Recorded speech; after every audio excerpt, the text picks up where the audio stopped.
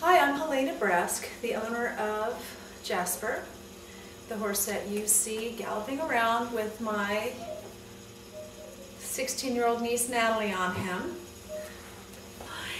Jasper has been near death 5 or 6 times in the last 3 or 4 years.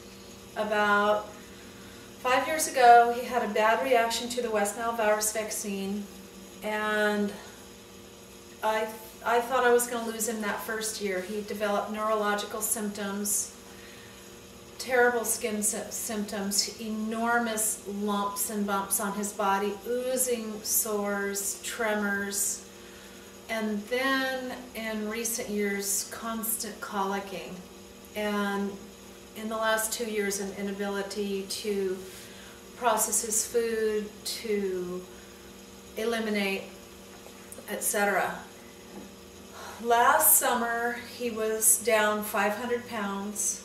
He went from a 1,200-pound horse to approximately a 700-pound horse. He looked like a skeleton of a horse, and he had fallen down so many times. He was very crippled in his hindquarters.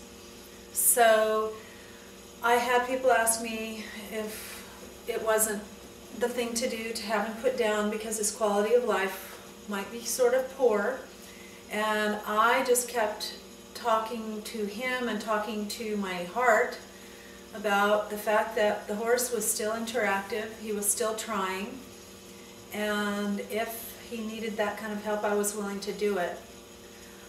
And a couple times I thought I was ready to do that, but with talking to Ella and continuing to get him acupuncture and herbal therapy, I just kept trying new things, because even it was about the 4th time I found him on the ground, almost completely unresponsive.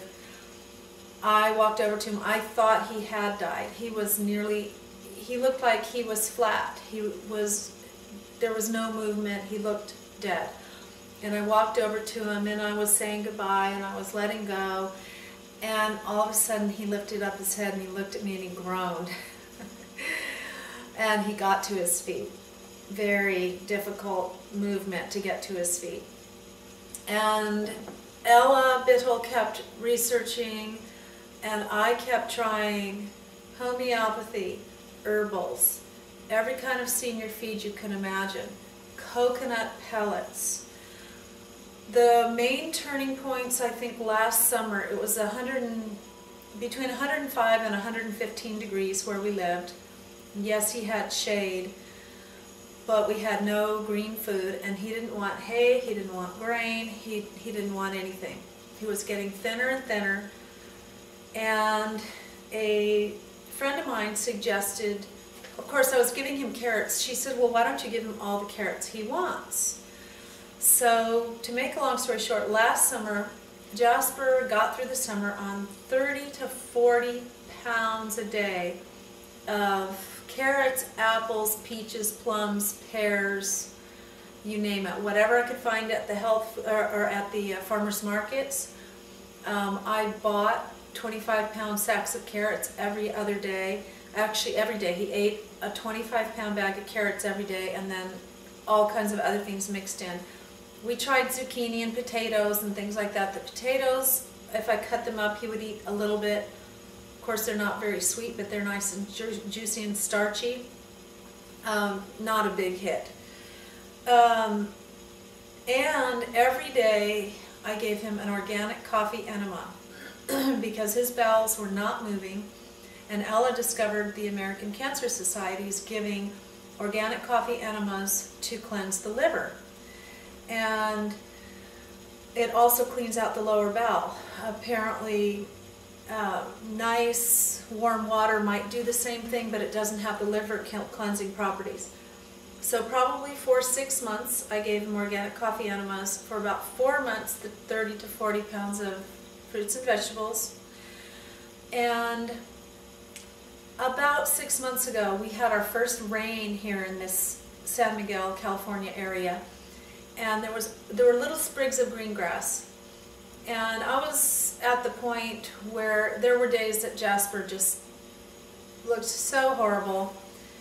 His skin was better. The big outbreaks and skin infections and so on were better, but he was a rack of bones. Very, very weak and very, very crippled. And Ella had been out to work on him, and a little bit of grass came up in his pasture, and there was, of course, the grass outside the pasture looked better to him, so I let him out, and all of a sudden he started gobbling grass. That gave him the will to kind of try a little bit more. And I started putting in a Purina Senior to his diet, which he had never wanted. He had no desire to eat it before. I had tried all the alfalfa molasses meal and all the different grains. So I added this in, and he decided to eat it. I also got some herbals from, I've used the herbals that Ella's had him on through the Chinese herbs, and I've given him silver lining herbs.